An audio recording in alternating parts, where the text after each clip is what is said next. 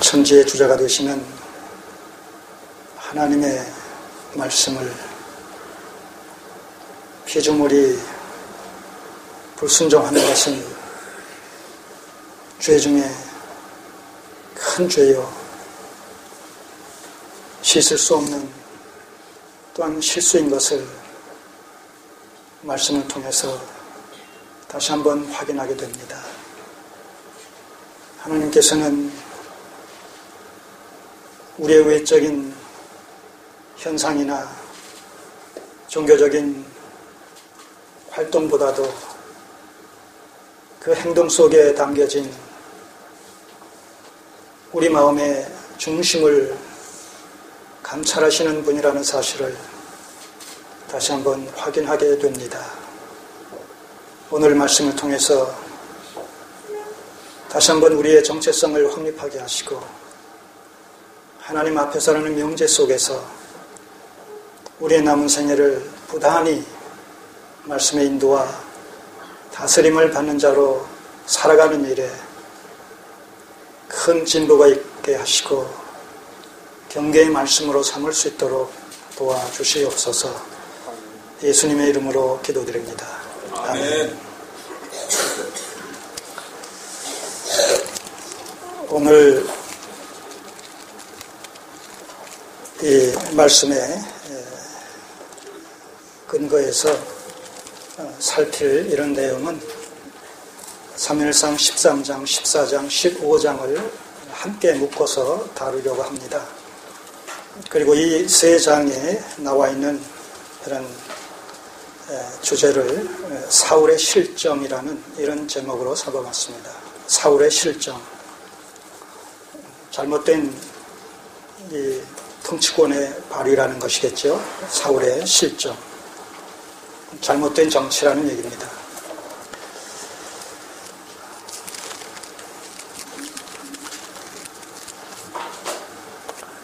우리가 지난주에 12장을 살펴보면서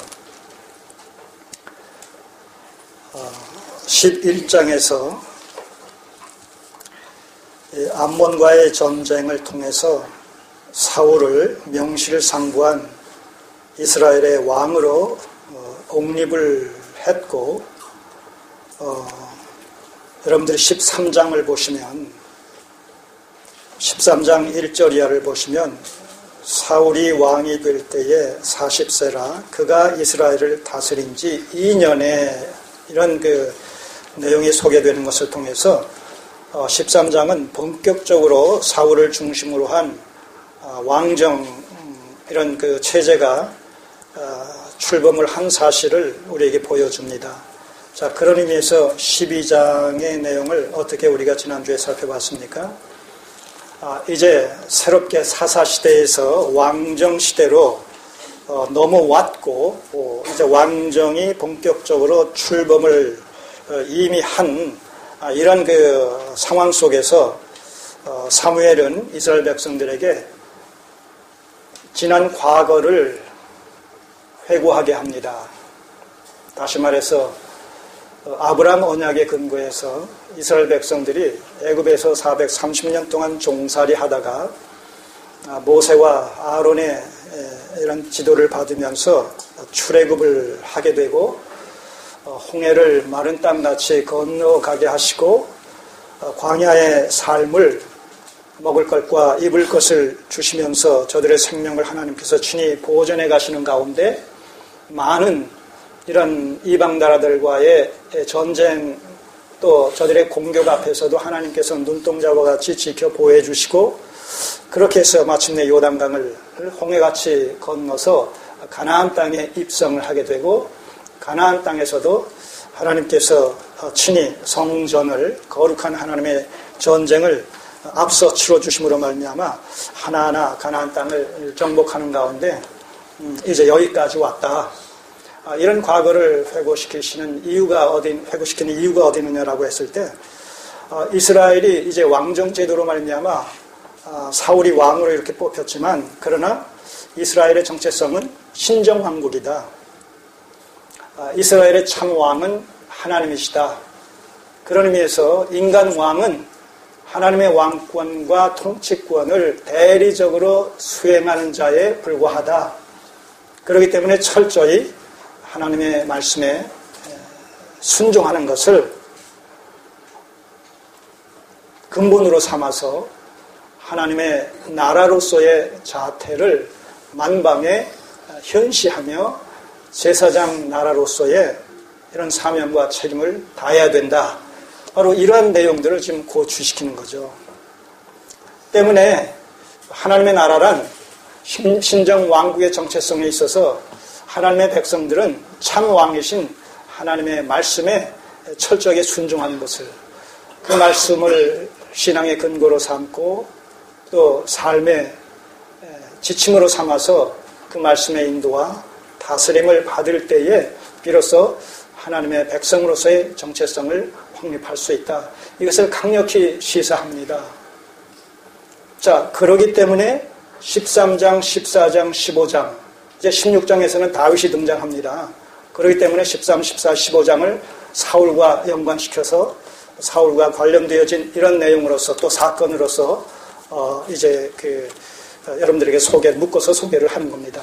자, 이런 입장에서 봤을 때 13장, 14장, 15장에서 나타나고 있는 큰 두 가지 주제가 있는데 첫 번째 주제는 뭐냐 하면 블레셋과의 전투예요. 그리고 두 번째 사건은 아말렉을 진멸하라는 명령입니다. 자, 결국은 이 블레셋과의 전투와 아말렉과의 전투라는 이 큰 두 주제와 기둥이 13장, 14장, 15장을 이제 지탱하고 있어요. 자, 그렇다면 여러분들이 그 스토리의 전개라는 이런 그 문맥 속에서 13장, 14장, 15장에 나타난 그 큰 두 사건은 어떤 성격과 의미를 띠고 지금 이스라엘 백성들에게 주어지고 있는가, 사울 왕 앞에 주어지고 있는가, 이런 사실을 12장에서의 사무엘의 이런 그 이스라엘 역사의 회고와 권면 또 위로 격려 이런 그 메시지와 연관시키게 되면 다분히 시험적인 성격을 띠고 있다는 거예요. 시험적인 성격을 띠고 있다. 이제 본격적으로 왕정이 시작되어지는데 그 왕정의 진정한 의미는 신정왕국이기 때문에 참 왕이신 하나님의 말씀에 인간 왕과 이스라엘 백성들은 철저하게 순종해야 된다라는 사실을 강력하게 메시지로 전달했단 말입니다. 그러고 나서는 13장, 14장, 15장에 두 종류의 전쟁 기사가 소개되고 있어요.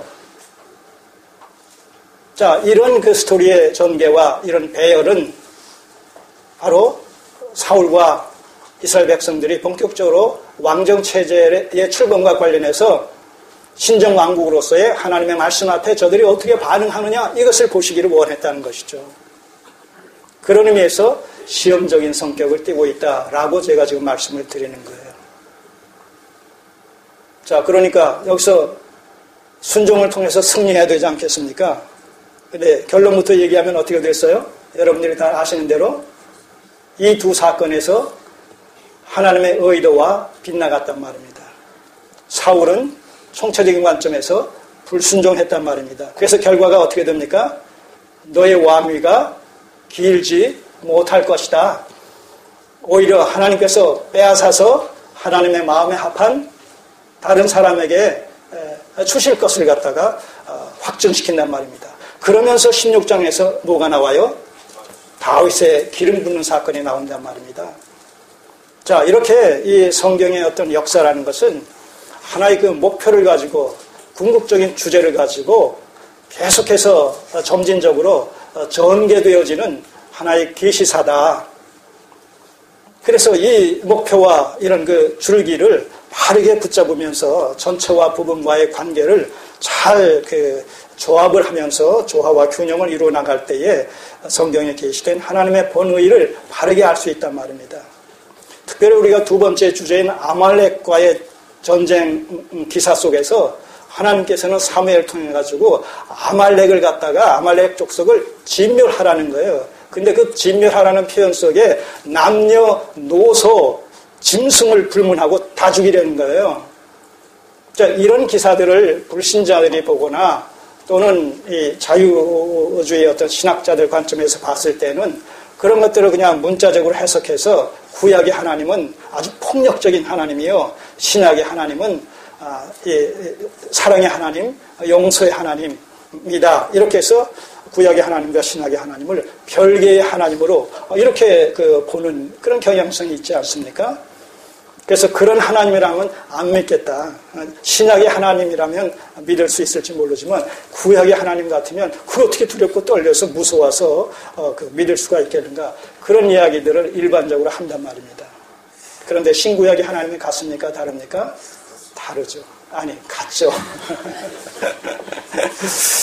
말의 실수가 있으니까 인간 아닙니까? 용서하십시오. 생각과 말이 이렇게 따로따로 떨어지는 그런 경험들을 점점 하게 됩니다. 자, 그렇게 해서 신구약의 하나님이 다른 하나님이 아니란 말입니다. 자, 그렇다면 이 아말렉 족속을 남녀노소 짐승까지 진멸하라는 이런 것을 우리가 대하게 될 때 정말 섬뜩하지 않습니까? 예. 정말 하나님, 두려운 하나님, 무서운 하나님, 폭력적인 하나님, 이런 그 표현이 결코 하나님에게 붙여지기에, 수식어로 붙여지기에 크게 다르지 않다. 그런 생각을 해보게 되는데, 결국 우리가 그런 것을 구속사적인 관점에서 해석을 해야 된다는 것이죠. 다시 말해서 공의적인 하나님의 심판이라는 주제 속에서 하나님의 공의적인 심판이다. 자, 그 공의적인 하나님의 심판 앞에 남녀노소가 구별됩니까? 구별되지 않습니까? 남녀노소가 구별되지 않습니다. 왜 그렇습니까? 성경은 총체적인 관점에서는 뭐라고 얘기합니까? 의인은 없나니 하나도 없고 하나님 앞에서 모든 사람이 다 뭐라고요? 죄인이라고요. 그러나 하나님의 공의적인 심판 속에는 공의 자체만 있는 것이 아니라 공의 속에 사랑이라는 하나님의 속성이 함께 더불어서 역사함으로 말미암아 철저히 죄를 책망하시고 징계하시고 심판하시는 공의적인 이런 활동 속에서도 뭐예요? 하나님을 믿음으로 말미암아 의롭게 된 자들은 하나님의 사랑과 은혜 안에서 뭐예요? 구원을 받는다는 사실이에요. 그래서 심판과 구원이 공존한다는 것이죠. 소돔과 고모라 성을 유황불로 하나님께서 심판하실 때에도 소돔과 고모라 성 모든 사람들을, 모든 도성의 주민들을 죽인 것이 아니라 뭐예요? 롯과 그의 두 자녀들이 거기서 구원을 받지 않습니까? 노아 시대의 물심판으로 그 시대의 모든 인류가 다 멸망을 당합니다. 그러나 그러한 공의적인 심판 속에서도 하나님께서는 은혜와 사랑으로 하나님의 백성들을 구원하시지요. 노아와 그의 7 식구 모두가 8 식구가 구원받지 않았습니까? 마찬가지 그런 맥락 속에서 이 종말론적인 심판 때에도 어떻게 됩니까? 모든 사람들이 하나님의 그 흰보좌의 심판 때 앞에서 다 정죄의 심판을 받습니다. 하나님의 공의의 심판을 받습니다. 그렇지만 그 가운데서도 뭐예요? 생명책에 기록된 그리스도 예수 안에 있음으로 말미암아 죄사함을 받은 의롭게 되어 있는 하나님의 백성들이 구원을 받지 않습니까? 이런 맥락 속에서 봐야 된다는 것입니다. 그냥 인본주의적인 관점에서 접근하게 되면 정말 폭력적이고 포악스러운 하나님, 감히 범접할 수 없고 더구나 우리가 믿기에는 너무나 두려운 그런 하나님으로 나타날 수밖에 없지만 그런 의미가 아니라는 것이죠. 그래서 성경은 구속사를 놓치면 해석이 안 돼요. 왜냐하면 인본주의적으로 해석을 하게 되고 현실적으로 접근을 하기 때문에 그렇습니다. 자, 이런 그 큰 두 사건 속에 담겨진 이 이야기들을 통해서 하나님께서 우리들에게 주시는 이런 메시지를 듣는 그런 은혜의 시간이 되어지기를 바라는 마음으로 같이 한번 살펴보겠습니다. 사울의 실정이라는 이런 제목으로 우리가 살펴보게 될 텐데, 자, 이제 본격적으로 시작되어진 이런 그 왕정의 출범과 더불어서 가장 이스라엘에게 그 위협적인 이런 그 존재, 위협적인 나라가 누구냐 하면 바로 강력한 이런 군사력, 이 철병거까지 갖고 있었던 블레셋 군대였단 말입니다. 블레셋은 다윗 왕이 블레셋을 온전히 진멸하기 전까지 블레셋은 이스라엘 백성들에게 있어서 아킬레스 건과도 같은 것이었다는 것이죠. 옆구리의 가시 같은 그런 존재였단 말입니다. 그래서 하나님께서는 필요에 따라서 이 블레셋을 하나의 징계의 심판으로 삼아서 이스라엘을 심판의 채찍으로 삼아서 이스라엘을 심판하시고 또 저들이 회개하게 되면 또 사사시대에는 사사를 보내서 특별히 누구의 삼손을 보내가지고 또 블레셋을 퇴치시키고 이런 일들이 계속 지금 마지막 이 사사인 사무엘 때에도 있었을 뿐만 아니라 계속 지금 이스라엘이 왕정시대로 이렇게 진입했음에도 불구하고 블레셋은 계속 골칫거리로 등장하는 것을 보게 됩니다. 자, 그런 의미에서 블레셋이 이스라엘을 침공한다는 것은 단순히 세속적이고 세상적인 전쟁사 이상의 의미가 있다는 거예요. 다시 말해서 하나님의 백성과 하나님의 나라와 하나님을 대적하는 사단의 세력을 예표한다라는 그런 의미가 담겨져 있기 때문에 블레셋과 이스라엘과의 전투는 그냥 전쟁이 아니라 아까 말씀드린 하나님의 성전이라는 Holy War라는 그런 각별한 구속사적인 의미가 담겨 있다는 것이죠. 자, 그런데 이제 오늘 우리가 보게 되면 어떤 장면을 보게 됩니까? 13장부터 우리가 시작을 하겠습니다. 13장 5절 이하를 보시면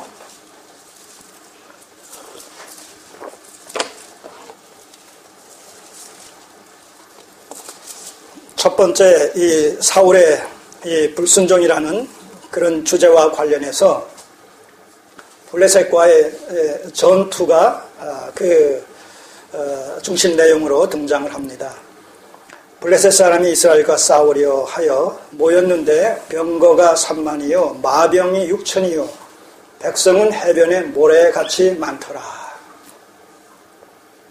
그들이 올라와서 베다웬 동편 믹막스에 진침해 이스라엘 사람들이 위급함을 보고 절박하여 굴과 수풀과 바위 틈과 은밀한 곳과 웅덩이에 숨으며 어떤 히브리 사람들은 요단을 건너 갓과 길르앗 땅으로 가되 사울은 아직 길갈에 있고 그를 쫓은 모든 백성은 떨더라. 자, 여기서 우리가 뭘 발견하게 됩니까? 이스라엘 백성들이 원했던 인간 왕을 중심으로 한 왕정제도의 허상을 봅니다. 자, 7장 여기 손을 넣으시고 7장으로 우리가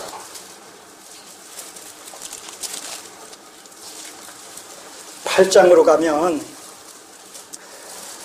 처음에 이스라엘 백성들이 사무엘에게 왕을 요구했던 그런 내용이 나옵니다.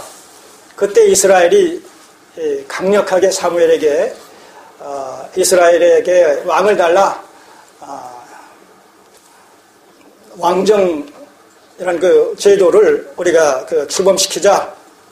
자, 그런 의중을 가지고 강력하게 왕을 요구했습니다. 그럴 때 저들이 요구한 가장 근거가 되어지는, 중심이 되어지는 그런 주제가 무엇이냐 하면 20절에 우리도 열방과 같이 되어서 우리 왕이 우리를 다스리며 우리 앞에 나가서 우리의 싸움을 싸워야 할 것이니이다. 자, 강력한 이런 왕정제도가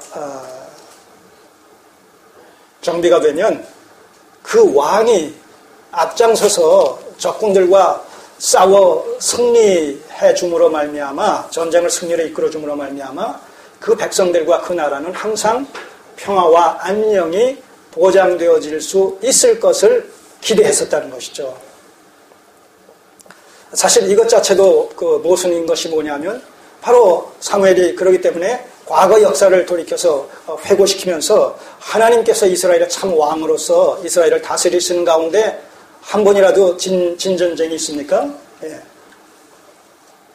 그 어떤 나라와의 싸움에서도 항상 승리케 하시고 애굽이라는 대제국에 430년 동안 종살이하던 그런 상황 속에서도 하나님께서 그 전지전능성을 갖다 발휘하셔서 이스라엘을 출애굽시키시는 이런 놀라운 사건들을 경험했음에도 불구하고 그런 것은 새까맣게 잊어버리고 당장 눈앞에 현실에 부딪힌 이런 그 정황 속에서 열방과 같이 그렇게 왕을 달라고 요구했단 말입니다. 자, 그렇다면 지금 블레셋과 다시 넘어오셔서 블레셋과의 전투에서 이스라엘 백성들은 기대했던 대로 명실상부하게 저들이 원했고 하나님께서 허락하셔서 세워진 이 사울 왕이 앞장서서 이스라엘 백성들이 그 뒤를 따르면서 블레셋과의 전투를 승리로 이끌어야 되지 않겠습니까? 그런데 여기서 지금 어떤 광경이 벌어지고 있어요? 혼비백산, 왜? 그 블레셋의 막강한 이런 그 전력에, 전투력에, 군사력에 위압당해서 감히 전쟁을 할 그런 그 의사조차 잃어버린 이런 상황 속에서 지금 자신의 안위를 위하여 여기저기 흩어지면서 피신하는 모습을 보지 않습니까? 거기에 더하여 그 이후에 또 사울은 어떻게 행합니까?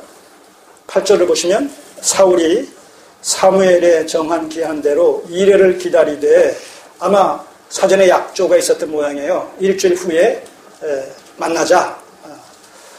그런데 그 이레를 기다리되 사무엘이 길갈로 오지 아니하매 백성이 사울에게서 흩어지는지라. 사울이 가로되 번제와 화목제물을 이리로 가져오라 하여 번제를 드렸더니 이런 엄청난 지금 이 불법적이고 불순종적인 이런 행동을 지금 사울 왕이 취하고 있는 것을 보게 됩니다. 사무엘이 제사장이 집전해야 될 이런 그 번제 제사를 지금 상황 윤리에 따라서 지금 상황이 긴박하게 돌아감으로 말미암아 빨리 이 번제를 드림으로 말미암아서 하나님의 도우심을 구하여 지금 블레셋과의 전투를 승리로 이끌어야 되겠다라는 그런 그 생각에 사로잡혀서 왕으로서 할 수 없는 월권 행위로서 지금 제사장이 해야 될 이런 제사의 집전까지도 지금 사무엘이 현실을 핑계 삼아서 위급한 이런 상황을 이유 삼아서 빙자해서 지금 사무엘이 담당해야 될 그 직임을 왕으로서 사울이 지금 감당을 한단 말입니다. 그리고 더 중요한 것은 이때 사울이 이런 그 번제 제사를 집전한 것은 신앙심의 발로가 아니었다는 것입니다. 왜냐하면 이미 우리가 7장에서 어떤 사건을 봅니까? 사무엘이 이 미스바에서 종교개혁을 단행하는 이런 가운데서 블레셋이 그 대거 침략을 하지 않습니까? 공격을 해올 때 그때 하나님께서 우레를 보내심으로 말미암아 이 블레셋의 대군을 패퇴시키죠. 격파시키시죠. 그래서 미스바에서 사무엘이 블레셋과의 전투를 대승하게 됩니다. 자, 이런 것을 사울이 봤단 말입니다. 경험했단 말입니다. 그러니까 제사를 드리면 하나님께서 도와주심으로 말미암아 승리를 안겨주실 것이라는 이런 미신적인 어떤 발상을 가지고 해서는 안 될 이런 그 제사장의 직임을 현실을 핑계 삼아 변명 삼아 자신이 왕으로서 선지자 내지는 제사장의 이런 직임을 대신했단 말입니다.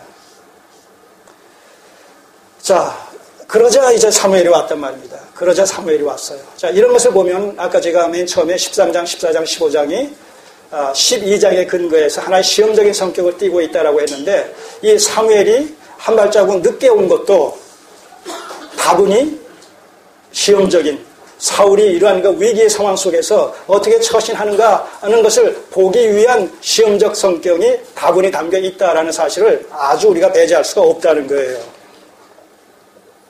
왜냐하면 좀 늦게 왔는데 사무엘이 늦게 온 것에 대해서 사과를 하거나 용서를 구하는 것이 아니라 오히려 사울 왕이 사무엘이 해야 될 이 번제 제사를 진행했다라는 그 사실에 대해서 어미 꾸짖고 책망하는 모습을 보지 않습니까?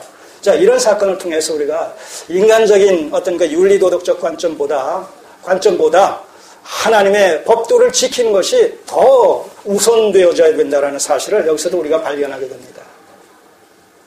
우리가 현실적으로 이렇게 할까 저렇게 할까 이럴 수도 있고 저럴 수도 있는 그런 문제보다도 하나님의 말씀 앞에서 우리가 어떻게 해야 될 것인가 라는 그것이 다시 말하면 인간의 어떤 그 전통보다도 하나님의 이런 그 규례를 지키는 것이 더 우선되어져야 되는, 하나님 모법이 되어져야 되는 이런 내용들을 여기서 보게 되는 것이죠. 자, 이런 것을 통해서 사무엘이 좀 늦게 왔다는 것은 사울을 한번 시험해 보시기 위해서 선의적으로 그런 그 시험적 사건의 일환이 아닌가, 이런 것을 아주 부인할 수가 없습니다. 자, 이때 사울 왕이 어떻게 그 처신을 합니까?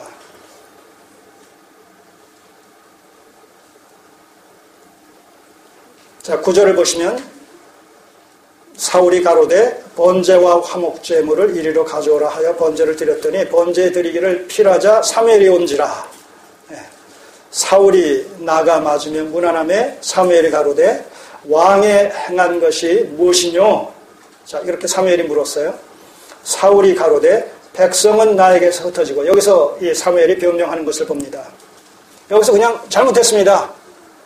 그냥 급한 마음에 그 사무엘이 해야 될 일을 제가 했습니다. 잘못했습니다 하면서 회개해야 되는데, 이 사울의 생애 속에서 회개의 이런 장면들을 별로 볼 수가 없어요. 이 다윗과의 차이에서 그겁니다. 다윗은 이 범죄의 정도로 보게 되면 더 엄청난 이런 죄를 저질렀죠. 우리아의 아내를 갖다가 고의적으로 전장에 제1선에 내보내서 죽게 만드는 아주 파렴치한 이런 행동을 하지 않았습니까? 그렇게 해서 우리아의 아내와의 어떤 불륜이 들통나지 않게끔 하기 위해서 얼마나 간교합니까?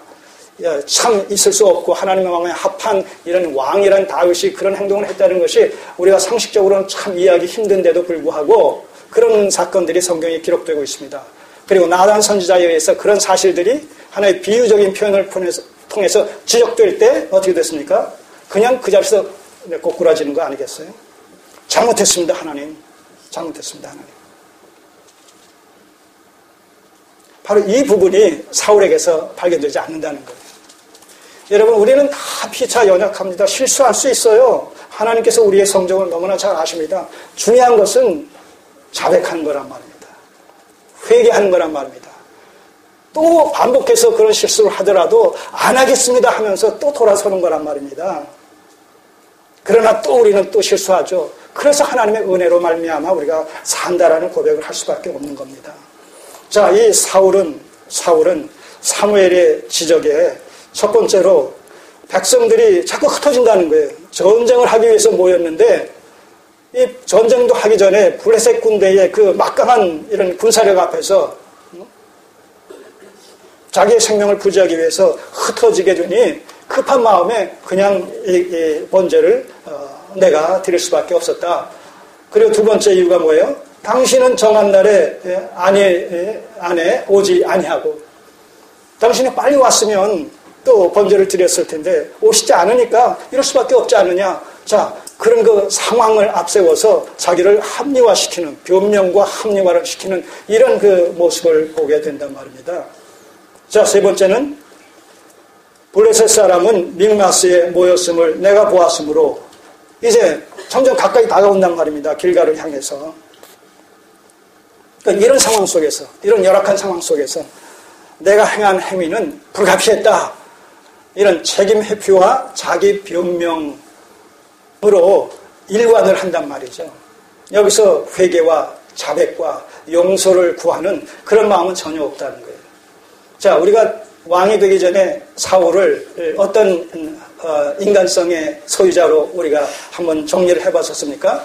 겸손하고 온유하고 내성적이고 소심하고, 예,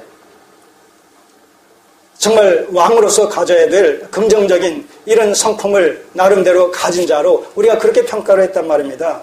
나중에 왕으로 옹립하려고 하니까 제비 뽑아가지고 이제 그 당사자로 선택이 됐을 때는 감히 자기가 그것을 감당할 수가 없다라는 그런 그 심정을 가지고 이 짐짝 사이에 몸을 숨기는 그런 모습까지도 우리가 봤단 말입니다.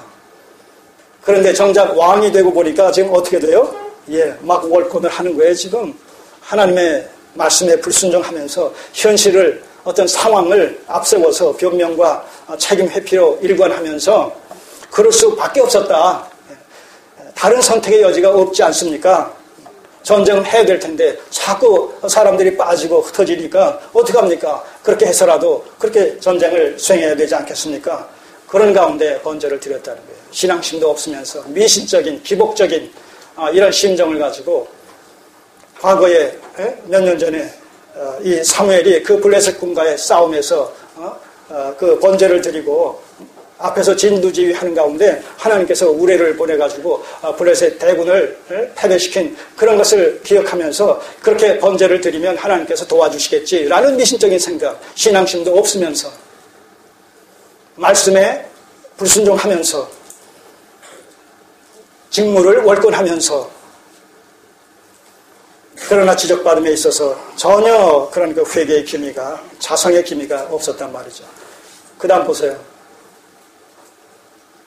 길갈에서 내려오겠거늘 내가 여호와께 은혜를 간구치 못하였다 하고 부득이하여 하나님께 기도해야 되겠다. 하나님께 제사를 드리지 않으면 안 되겠다 하여서 부득이하여 번제를 드렸나이다. 사무엘이 사울에게 이르되 왕의 망령되이 행하였도다. 왕이 하나님 여호와께서 왕에게 명하신 명령을 지키지 아니하였도다. 12장에서 이스라엘의 과거 역사를 회고하면서 강력하게 전달되어졌던 메시지의 중심이 뭡니까? 바로 신정왕국으로서 이스라엘은 왕을 비롯해서 온 백성들이 이스라엘의 참왕이신 하나님의 말씀에 절대 복종하고 절대 순종해야 된다. 그것만이 살 길이요. 그것만이 승리의 길이다. 또 그것이 바로 존재 이유다. 그러므로 하나님께 영광 돌리는 삶이 바로 이것을 그렇게 구체적으로 또 강력하게 증거했음에도 불구하고 이제 본격적인 사울의 왕정제도의 출범과 관련해서 경험하게 되는 이 큰 두 사건 속에서 여지없이 사울과 또 사울을 따르는 이스라엘 백성들은 실패하는 모습을 본단 말입니다. 자, 이런 것을 통해서 오늘 우리에게 얼마나 강력하게 하나님의 백성은 하나님의 말씀에 순종해야 된다는 사실에 참으로 집중하여서 조명해 주고 있는지를 우리가 분명히 여기서 확인을 해야 되겠다는 겁니다. 그저 순종, 자주, 종종, 빈번하게 듣다 보니까 그것이 이제 내성이 생겨가지고 그것이 강력하게 충격적으로 우리 마음에 다가오는지 모르겠어요. 그러나 우리가 이 성경을 계속 반복해서 대할 때마다 가장 강력하게 우리에게 요구되어지는 이런 주제 중에 하나가 뭡니까? 순종하라. 순종하지 않으면 바로 믿음도 헛것이요. 순종하지 않으면 너희가 하나님의 백성이다라는 그 정체성 자체도 허상이다. 계속 강조하지 않습니까?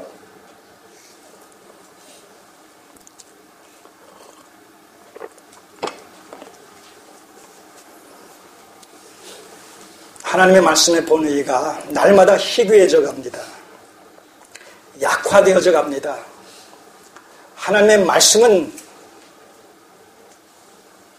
장마철에 홍수처럼 그렇게 쏟아 부어지고 있습니다만 정작 그 홍수 속에서 우리가 마실 물을 오히려 찾지 못하듯이 희귀하듯이 그렇게 풍성하게 하나님의 이름으로 말씀이 전해짐에도 불구하고 정작 하나님의 말씀의 본의는 실종되어 있는 것이 현실이란 말입니다. 자, 이런 가운데서 우리는 오히려 하나님의 구속사의 경륜 속에서 이 시대가 어느 시대인가를 밝히 깨달아 알므로 말미암아 오히려 경성하면서 이럴 때일수록 말씀의 본질을 회복시키고 본질을 추구하는 일에 우리의 삶을 집중시켜 나가야 된단 말입니다. 하나님의 임재와 다스림과 동행을 우리가 피부로 느끼면서 말입니다. 자, 그래서 사무엘이 이제 이 사울을 책망합니다. 왕이 망령되이 행하였도다. 왕이 하나님 여호와께서 왕에게 명하신 명령을 지키지 아니하였도다. 그리하였다면, 만약 지켰더라면 여호와께서 이스라엘 위에 왕의 나라를 영영히 세우셨을 것이오늘. 자, 이거 오해하시면 안 돼요. 순종했다면 사울의 왕위를 영영히 계승해 주셨을 것을, 그것은 가능합니까? 가능하지 않습니까?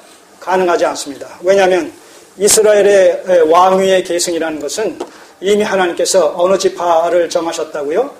유다 지파를 정하셨단 말입니다. 그런 의미에서 베냐민 지파의 사울 왕은 사실은 인간의 요구에 일시적으로 잠시적으로 부응하는 하나의 잠정적인 이런 해결책으로 주신 것이지 궁극적이고 근본적인 그런 그 의도로서 주신 이런 그 왕으로서의 당사자가 아니란 말입니다.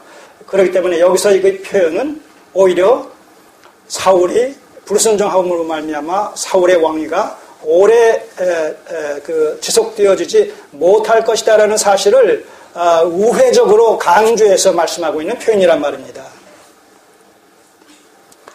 만약 순종하셨더라면 여호와께서 이스라엘 위에 왕의 나라를 영영히 세우셨을 텐데 당신은 처음부터 적임자가 아니었기 때문에 순종할 수 없을 뿐만 아니라 그리고 그러한 사실은 오늘 이 블레셋과의 전투에서 당신이 내가 오지 않았다라는 이유로 말미암아 범죄를 드린 이 사건 속에서 이미 드러났다라는 것이죠.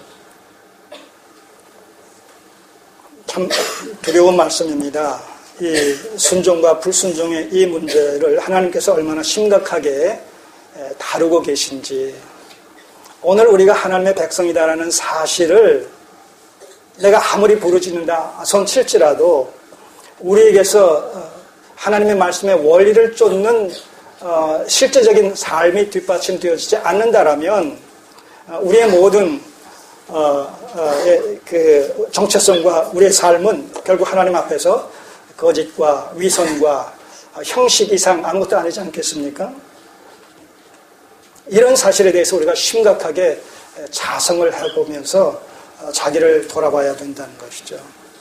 절대 다수가 그와 같이 표면적인 명목상의 그리스도인의 모습으로 살아가고 있다선 칠지라도 그 다수가 진리를 대변해 주는 것은 아니란 말입니다.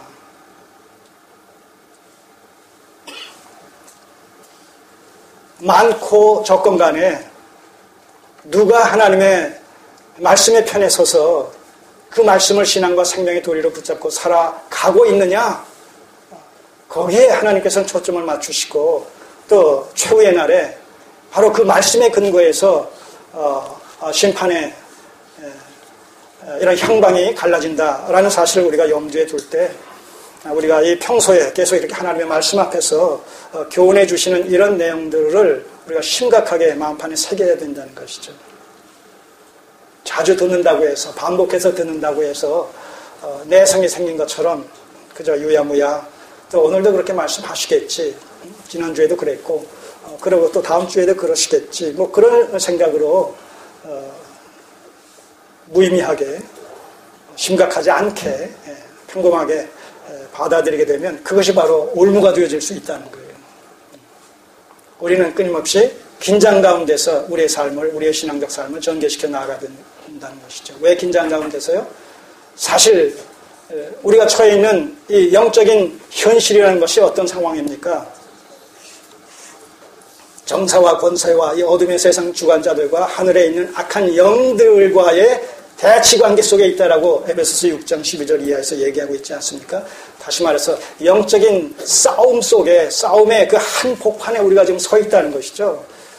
영적인 관점에서 사단이 우는 사자와 같이 우리 주위를 맴돌면서 할 수만 있으면 성도들 한 사람 한 사람을 미혹하여 넘어뜨리려고 이렇게 예의추시하고 있다라는 이 사실, 이런 말씀들을 우리가 가볍게 그냥 흘러 넘겨서는 안 된다는 것이죠. 그래서 우리가 영적으로 늘 긴장을 해야 된다는 거예요. 긴장을 해야 된다.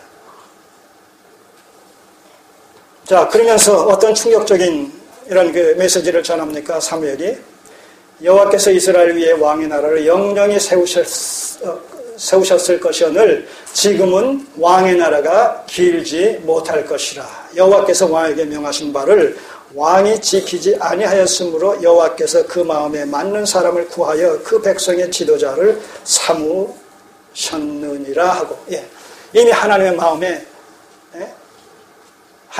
합한 자를 그 마음에 품고 계시다는 거예요.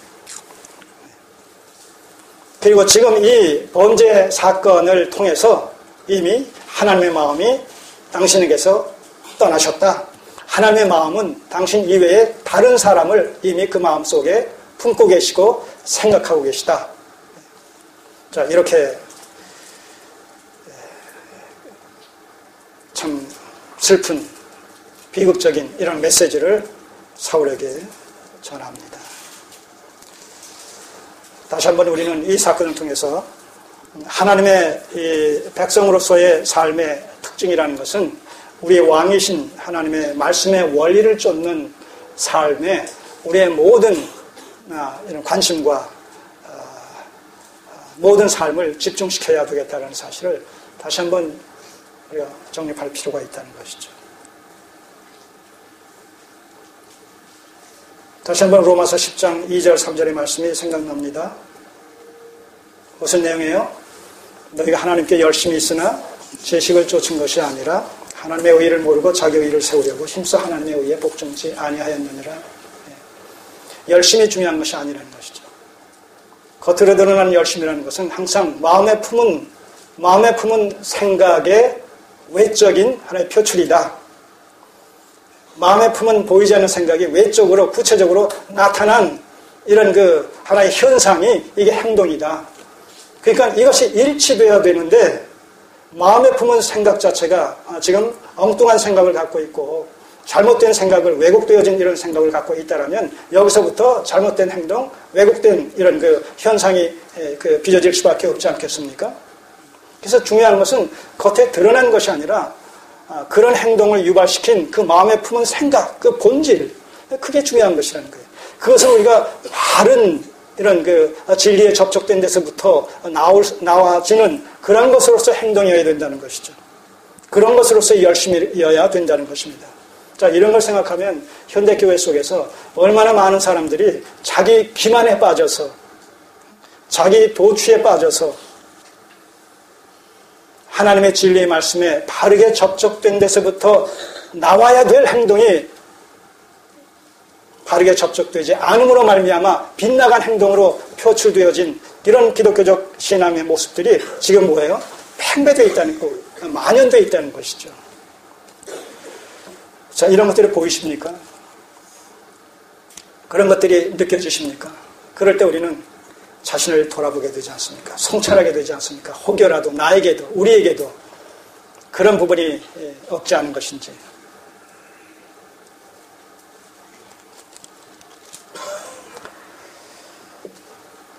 14장은 13장의 연장선상에서 기록된 내용입니다. 특별히 14장에서는 사울의 아들 요나단과 사울의 이 견해의 차이를 아주 극명하게 대비시켜서 보여줍니다. 이 13장에서 이스라엘 백성들과 이 사울이 결정적인 미스테이크가 뭐냐, 실책이 뭐냐라고 했을 때 바로 이스라엘은 신정왕국이다라는 이 사실을 저들이 놓치고 있었다는 거예요. 충분히 인식하지 못했다는 거예요. 그래서 블레셋과의 전투를 외적인 전력의 어떤 그 비교, 우위 차원에서 생각했다는 거예요. 아까 말씀드린 대로 이스라엘 백성들은 왕을 세우게 되면 그 왕이 모든 문제를 해결해 줄 줄 알았어요. 근데 사실 그들이 생각했던 이런 그 왕정제도는 한 나라와 한 나라의 전력이 비등했다든가 또 한쪽이 못했을 때 그 왕에 대한 기대감을 가질 수가 있지만 지금 여기서 나타나고 있듯이 블레셋과 이스라엘과의 이런 그 전투력의 어떤 그 차이라는 것은 엄청나게 되어질 때는 사울, 인간에 의해서 뽑혀진 이 사울 왕의 입장에서 전혀 거기에 대응할 수조차 없었다는 것이죠. 힘의 우위에 밀려가지고. 그러니까 이런 것들이 얼마나 저들이 지금 우리에게도 열방과 같이 왕을 달라고 요구했던 그 요구가 얼마나 부당한 요구, 부적격한 이런 그 요구였는가 하는 것을 보게 된다는 것이죠. 그래서 이들은 바로 현실을 그렇게 신앙과 믿음의 관점에서 보지 못했던 거예요. 이스라엘이 존재하는 이유는 참왕이신 하나님께서 저들과 함께 하심으로 가능한 것이지 인간 왕을 세웠기 때문에 가능한 것이 아니라는 사실을 저들은 몰랐다는 거예요. 몰랐다는 얘기는 불신앙적 관점을 갖고 있었기 때문에 그 부분을 충분히 인식하지 못했다는 것이죠. 하나님께서 저들과 하나님께서 함께 하심으로 또 승리했다라고 했을 때에도 단순히 겉으로 드러난 어떤 수단과 방편에 집착했다는 거예요. 그래서 과거에 사무엘이 이 제사를 드림으로 말미암아 하나님께서 도우셔서 우레를 보내셔서 블레셋을 패배시켰듯이 그런 번제 제사만 드리게 되면 하나님께서 또 그런 초자연적인 능력을 발휘하셔서 블레셋을 또 패퇴시킬 것으로 그렇게 이 사울은 단순히 생각했단 말이죠. 외적인 것에만 사로잡혀서 신앙심이 없는 가운데서 기복적인 이런 심정을 가지고 그런 것이 아닌데도 불구하고 여기서 이들은 그런 것을 깨달아야 되는 것이죠. 우리의 우리됨은 우리의 어떤 힘과 능력과 우리에게 주어진 어떤 자질로 말미암아서가 아니라 하나님께서 우리와 함께 하신다는 이 사실의 전제 속에서 모든 이 가능성이 우리에게 주어지고 있다는 것을 저들은 잊지 말아야 되는 것이죠. 오늘 우리도 마찬가지입니다. 내가 능력이 있어서, 내가 학식이 있어서, 내가 건강하기 때문에 내가 이런 일들을 감당할 수 있다라고 생각한다면 그건 자기 착각이라는 거예요. 하나님께서 한순간에 붙들고 계신 이런 그 섭리의 손길을 놓으시면 우리는 한순간에 오늘이라도 지금 이 순간에라도 우리는 쓰러지고 넘어지고 이 세상을 떠날 수도 있는 그런 연약한 자들이다. 유리 그릇과도 같은 자들이다. 금방 깨진단 말이죠. 잘못하면. 하나님이 오늘도 그 장중에 우리를 붙들고 계시다. 한 사람 한 사람을 그 섭리의 손길로 붙들고 계시고 그분의 기뻐하시는 뜻대로 지금 인도하시고 다스려 나가시기 때문에 오늘 우리가 이렇게 살며 기도하며 호흡하며 존재할 수 있다는 것입니다. 이런 사실이 아멘으로 마음속에서 화답 되십니까? 그래야 된다는 거예요. 그래야 된다는 거예요. 하나님이 있어도 그만 없어도 그만 나와는 무관하다. 하나님이 없어도 나는 여기까지 올 수 있었고 또 내게 주어진 이런 상황을 내 힘과 능력으로 다른 사람이 그렇게 믿지 않은 자들이 하듯이 나도 그렇게 할 수 있다라는 자신감을 가질지 모르겠지만 그게 아니라는 거예요. 불신자들조차도 지금 저들의 생명이 보존되어지는 것은 근본적인 이런 관점에서는 누구에 의해서요?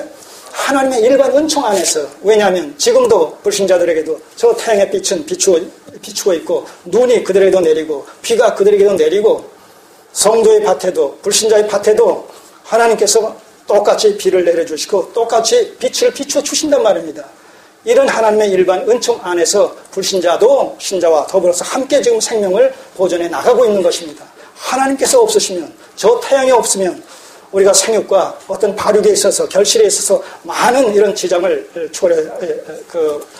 지장을 받을 수밖에 없듯이 하나님께서 계시지 않으시면 하나님께서 외면하시고 무관하시면 신자나 불신자나 우리의 생명을 우리의 삶을 이렇게 정상적으로 유지해 나갈 수 없다는 겁니다. 그래서 하나님은 신자의 하나님만이 아니라 불신자의 하나님 저들이 비록 믿지 않지만 그럼에도 하나님은 저들을 향하신 일반 은총의 사랑을 지금도 베풀고 계셔서 저들이 호흡하고 또 생명을 부지하고 있다는 것이죠. 자, 이런 그 상황 속에서 지금 이 14장에서는 이 사울과 요나단의 이런 통찰력의 차이, 계속해서 사울은 현실적인 관점에서 블레셋을 접근했고 그의 아들 요나단은 바로 계시 의존적인 이런 신앙심을 가지고 접근을 해서 심지어는 요나단이 병기든 소년 한 사람과 더불어서 두 사람이 그 적진에 뛰어들어가서 그 적진을 온통 그냥 혼비백산을 만들어 놓고 그런 것의 영향으로 이제 사울이 이제 뒤늦게 거기에 합류해서 대승을 이루는 이런 사실들을 우리가 여기서 보게 된단 말입니다. 이때 요나단이 취했던 행동 중에 하나가 거기 6절을 한번 보실래요? 14장 6절.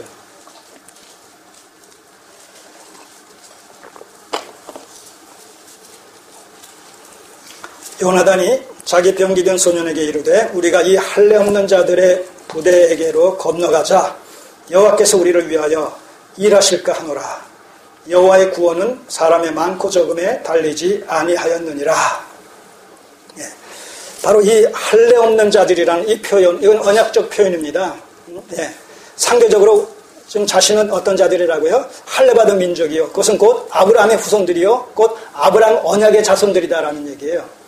그럴 때 하나님께서는 그 아브라함의 언약을 분명히 성취시켜 주시겠다라는 이런 언약적 신앙관에 입각해서 이 블레셋이 바로 하나님의 나라, 하나님에게 도전하는 사단의 세력이라는 이런 관점에서 해석을 함으로 말미암아 비록 두 사람이지만 전쟁의 승패는 하나님께 있는 것이다. 무기에 있는 것이 아니다. 화력에 있는 것이 아니다. 군대의 머리 숫자에 있는 것이 아니다. 이런 것을 확신하면서 그 현장으로 이렇게 기습 이런 공격을 취함으로 말미암아서 궁극적으로 블레셋을 승리하는 일에 결정적인 이런 하나의 계기를 마련해 줍니다. 자, 그래서 22절을 보시면 에브라임 산지에 숨었던 이스라엘 모든 사람도 블레셋 사람의 도망함을 듣고 싸우러 나와서 그들을 추격하였더라. 여호와께서 그날에 이스라엘을 구원하심으로 전쟁이 베다웨를 지나니라. 이렇게 해서 이 전쟁을 승리로 장식을 합니다. 자, 그런데 그 뒤를 보시면 47절, 48절 이 사울의 통치 기간의 치적을 여기서 요약적으로 설명을 합니다. 사울이 이스라엘 왕에 나아간 후에 사방에 있는 모든 대적 곧 모압과 암몬 자손과 에돔과 소바의 왕들과 블레셋 사람들을 쳤는데 향하는 곳마다 이기었고 용맹 있게 아말렉 사람을 치고 이스라엘을 그 약탈하는 자의 손에서 건졌더라. 자, 이것은 8장에서 이 사무엘을 하나님께서 이스라엘의 백성들의 요구에 의해서 부응해서 주시는 과정 속에서 어떤 사실을 여기서 전제하시냐면 블레셋의 침공으로부터 이스라엘을 구원할 자로, 구원시킬 자로 사울을 왕으로 세워주시겠다라는 이런 구속사적인 의미의 말씀을 하십니다. 8장에. 기억하셔요? 자, 8장. 오늘 또 시간 때문에 그냥 다 못하겠네요. 8장.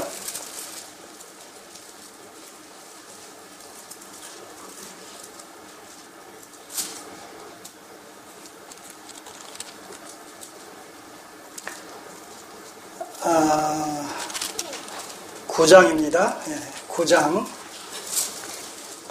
15절 16절 사울에 오기 전날에 여호와께서 사무엘에게 알게 하여 가라사대 내일 이맘때 내가 베냐민 땅에서 한 사람을 내게 보내리니 너는 그에게 기름을 부어 내 백성 이스라엘의 지도자로 삼으라. 그가 내 백성을 블레셋 사람의 손에서 구원하리라. 내 백성의 부르짖음이 내게 상달하였으므로 내가 그들을 돌아보았노라 하시더니, 자, 아까도 말씀드렸듯이 그런 의미에서 이 블레셋은 하나님의 나라는 이스라엘을 공격하는 사단의 세력과 방불하다 하나의 예표와 모형적인 성격을 띠고 있다고 말씀드렸습니다. 자, 그 블레셋을 공략하는 그런 전쟁의 이런 연장선상에서 지금 여기 14장 47절 이하에 이러한 주변 열방들과의 싸움을 승리로 이끌게 하나님께서 하셨다는 것이죠. 왜냐하면 하나님께서 사울을 세워주셨기 때문에 일단 그들을 통해서 사울 때문이 아니라 이스라엘 백성들을 향하신 하나님의 선하신 목적과 뜻이 계시기 때문에 사울을 통해서 주변국들을 평정하심으로 말미암아 신정왕국으로서 이스라엘에게 평화와 안녕을 이렇게 약속해 주시는 이런 내용들이 여기가 소개되고 있고, 그 다음에 49절부터 사울의 그런 가계가 소개됩니다. 족보가 소개되어 사울 집안에. 그래서 그의 아들은 요나단이고 누구누구고 그의 아내는 누구누구고, 자, 그렇게 50절 이하에서 쭉 이렇게 소개가 되는 가운데 51절 사울의 아비는 기스요 아브넬의 아비는 넬이요 아벨의 아들이었더라. 자, 이렇게 사울의 치적과 사울의 가계가 족보가 소개되어집니다.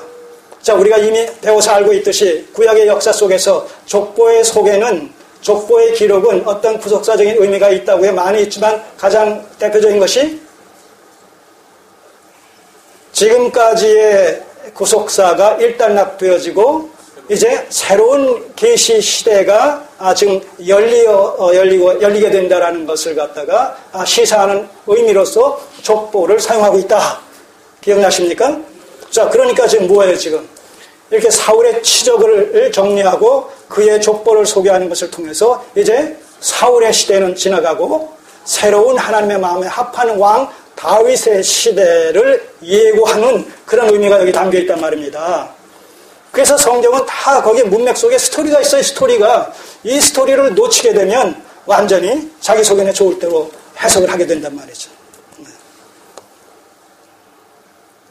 그래서 전체와 이 부분을 조화와 균형 있게 상호 이렇게 연결시켜서 매출시켜서 그렇게 우리가 해석을 할 때 그 말씀 속에 담겨진 하나님의 본의를 깨닫게 되어진다는 거예요.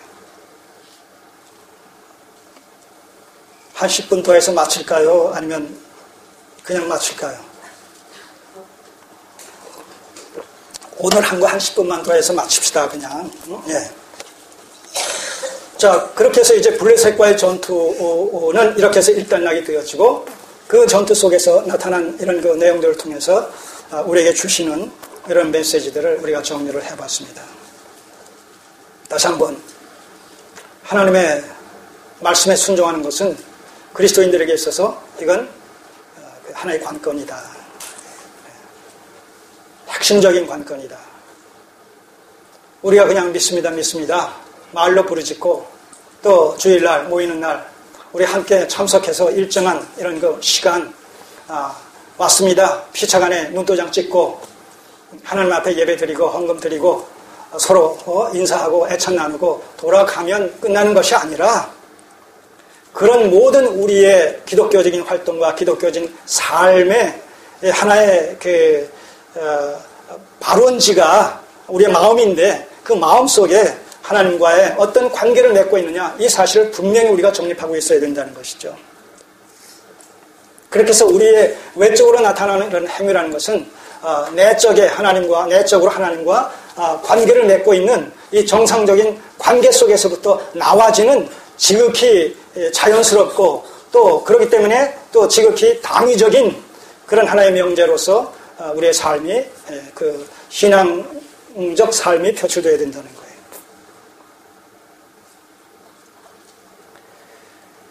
더 이상 우리가 형식적인 그리스도인, 명목상의 그리스도인, 그리고 쉬운 말로 썬데이 크리스천 이런 우리가 수준과 그런 태도와 자세에서 우리는 이제 완전히 극복되어져야 된다는 것이죠.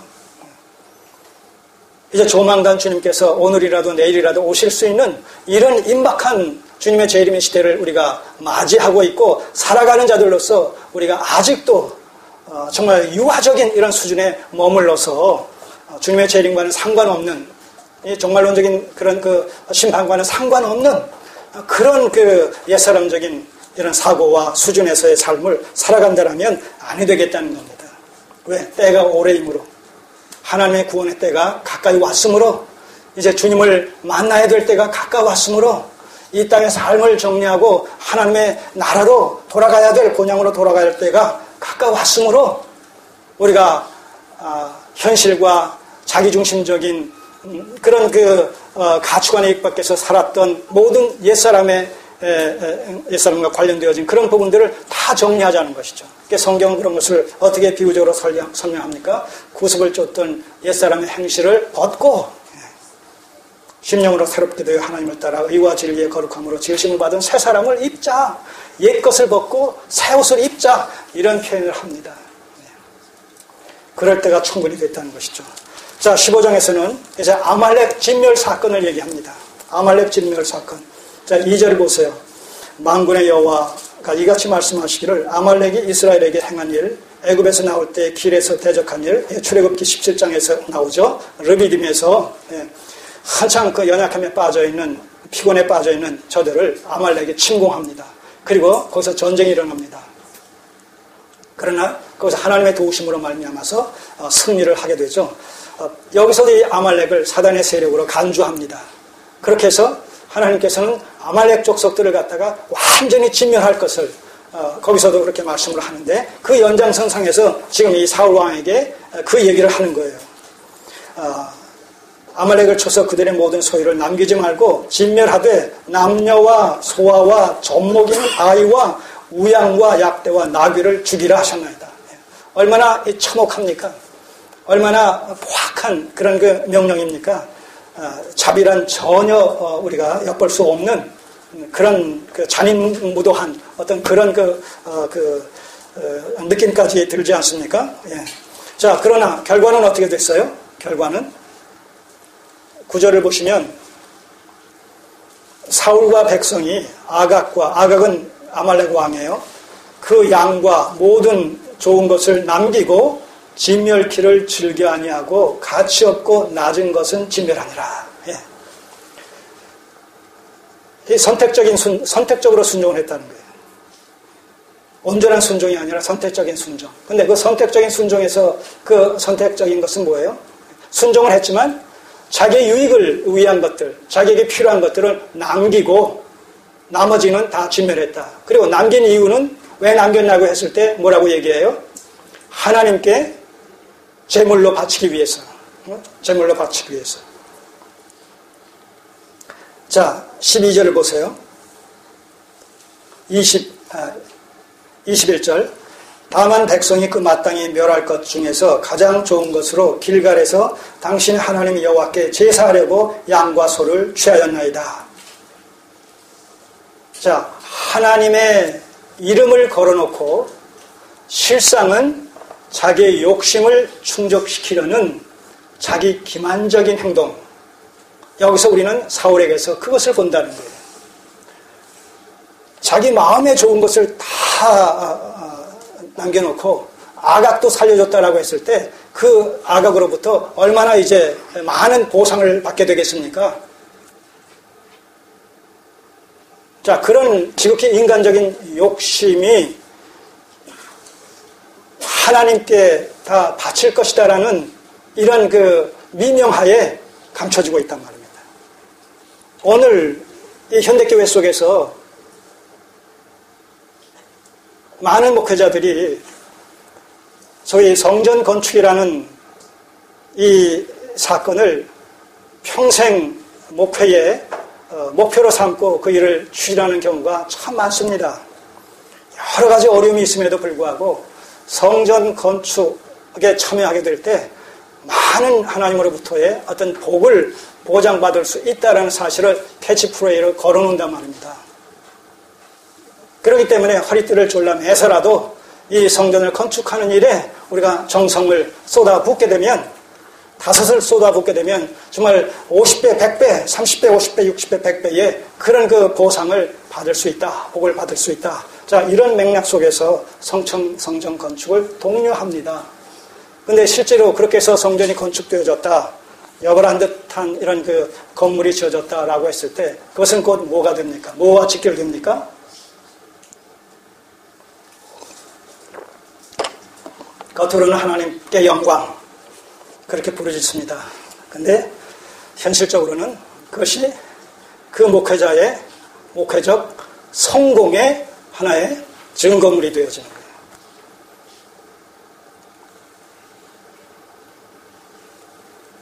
그래서 아무개 목회자는 성공했다. 그 성공한 것이 뭐로 평가돼요? 큰 건물, 그 건물 속에 많은 성도들의 머릿수, 그 성도들로부터 나와지는 많은 헌금. 그래서 3B라고 얘기한단 말입니다. 이 시대의 목회 성공의 세 가지 요소. 3B. 하나는 뭐예요? 빌딩. 성전 건축, 건물, 빌딩. 두 번째 뭐예요? Baptism. 뭐예요? 세례 교인들, 머리 숫자. 교인들 머리 숫자. 그 다음에 또 하나, 버짓. 뭐예요? 예산. 수억의, 수십억의 예산. 다 헌금이란 말입니다. 이 세 가지 B의 요소를 갖추고 있는 자를 현대교회에서는 성공한 교회, 성공한 목회로 본단 말입니다. 겉으로는 하나님을 표명하지만 내막적으로는 자기 영광과 자기 의와 자기의 어떤 성공을 간접적으로 드러내는 하나의 그 방편으로 작용을 하고 있단 말이죠. 우리는 이 사울에게서 지금 그런 모습을 본다는 거예요. 하나님께 드릴 것이다. 하나님께 드릴 것이다.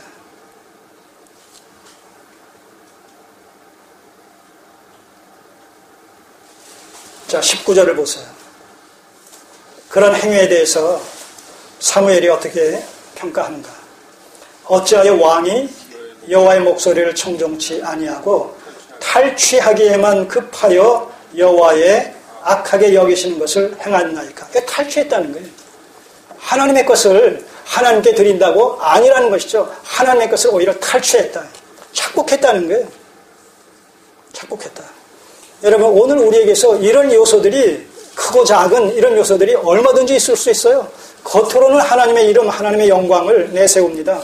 그러나 이면으로는 자기 욕심을 충족시키기 위해서. 이게 우리의 연약 아닙니까? 어떤 특정한 사람의 얘기가 아니에요. 우리의 얘기예요. 우리에게도 있을 수 있어요. 우리가 다 연역성이 있기 때문에 이런 말씀을 통해서 우리가 혹시나 그런 것이 우리 교회 속에 또 내 자신 속에서 숨어 있는 것은 아닌지 그런 것을 돌아보면서 그런 것이 있다라면 다 제거시키고 회개하고 다시 원점에서부터 시작하자는 것이죠. 하나님의 말씀 앞에 섰을 때 우리가 그 하나님의 말씀이 우리에게 주시는 그런 그 유효한 그런 메시지가 그런 것이란 말입니다. 과거 이스라엘 백성들에게 과거 사울에게 전해주었던 그 메시지 속에서 오늘 21세기 현대교회를 살아가는 우리에게 주시는 메시지가 원리적으로 동일하게 거기에 숨겨져 있다는 것이죠. 담겨 있다는 것이죠. 그래서 이 말씀을 들으면서 오늘 우리에게 주시는 음성으로 듣는 거예요.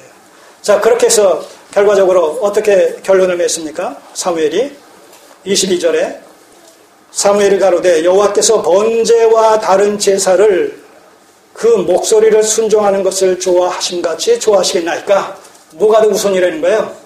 번제예요? 순종이에요? 순종이라는 거예요. 그 번제를 그 제사 드리는 것을 순종하는 것보다 더 좋아하시겠느냐? 그럼 순종이 최고라 하는 얘기죠. 그래서 그 뒤 끝에 그 말씀이, 그 유명한 말씀이 나오는 거예요. 순종이 제사보다 낫고 듣는 것이 수양의 기름보다 나으니라. 네. 순종이 제사보다 낫다. 우리가 아무리 많은 이런 그 기독교적인 종교 활동을 한다고 할지라도 프로그램을 가지고 크게 상황을 벌인다 할지라도 중요한 것은 뭐예요? 그 마음의 중심에 정말 하나님을 사랑하는 마음에서부터 비롯되어진 사랑이 동기 유발되어진 실천적 삶이라는 측면에서 하나님의 작은 말씀이라도 땅에 떨어지지 않고 그 원리적으로 순종하려는 받들어 행하고자 하는 그런 그 거룩한 마음이 순전한 마음이 있느냐, 성실하고 충성된 마음이 있느냐, 그것이 중요하다는 거예요. 그것이 사실 우리 같이 적은 교회 규모 가지고 대형 교회들이 할 수 있는 그런 일 할 수 있어요? 하고 싶어도 못해요, 여러분.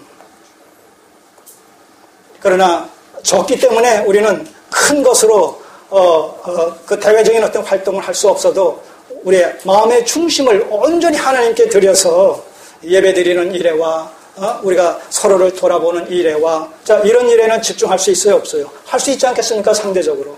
그러니까 우리가 할 수 있는 우리에게 주신 필요 충분 조건 속에서 우리가 할 수 있는 그 일에 우리는 최선으로 경주하되 마음의 중심에서부터 나와지는 것으로서의 전인적인 이런 삶을 통해서 하나님을 섬기자는 겁니다. 돈이 많아서 여기저기 성교비 지출하고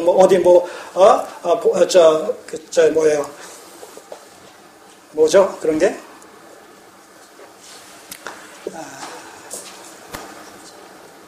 아프리카 보내고, 필리핀에 보내고, 그러기에는 너무나 연약한 우리들이지만 그럼에도 불구하고 우리 마음속에 마음의 중심에 그리스도 안에서 베풀어 주신 하나님의 구원의 은혜에서부터 비롯되어진 무익한 종의 심정을 가지고 하나님을 섬기는 그 일에 있어서는 우리 안에서 할 수 있는 그 일에 있어서는 무익한 종의 심정을 우리가 10분 발휘할 수 있는 그런 순전한 믿음을 가지고 주님을 섬기자는 겁니다.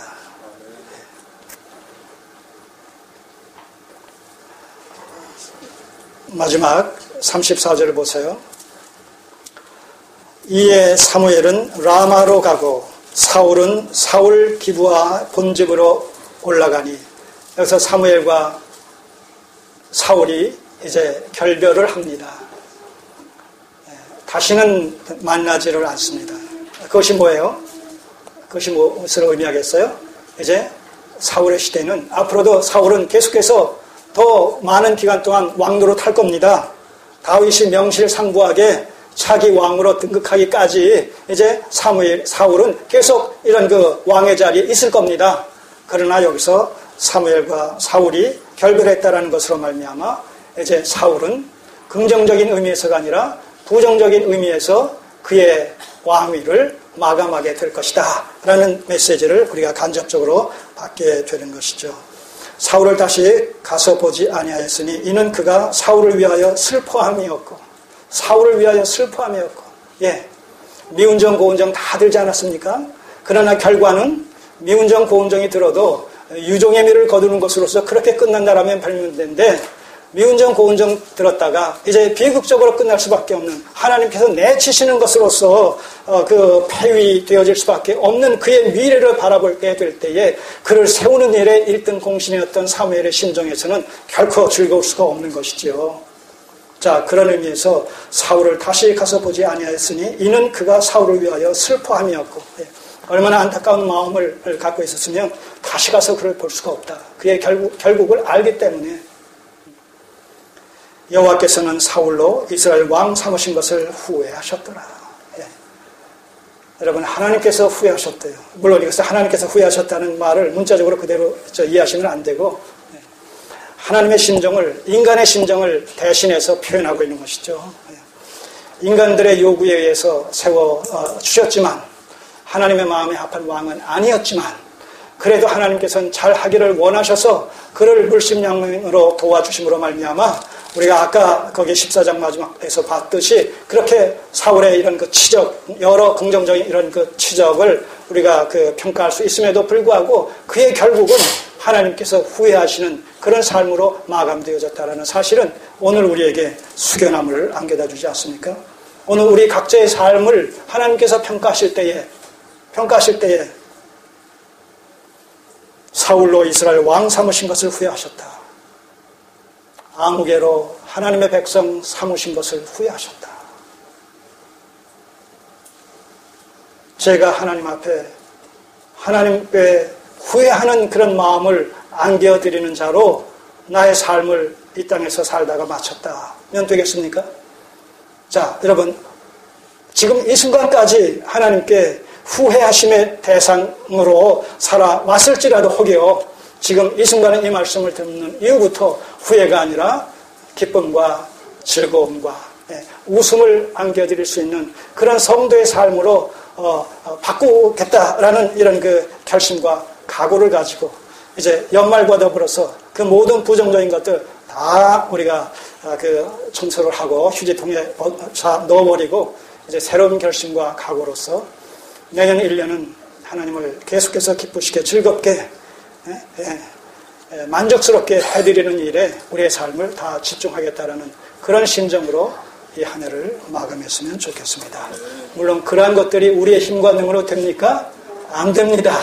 성령의 도우심을 힘입어서 오직 하나님의 은혜를 구하는 심정으로 주여 나는 부족하고 연약하고 무능하고 무력하오나 주께서 나와 함께해 주심으로 성령께서 나와 함께해 주심으로 넉넉히 하나님을 기쁘시게 영원롭게 해드리는 삶을 1년 내내 살아갈 수 있도록 주여 도우소서.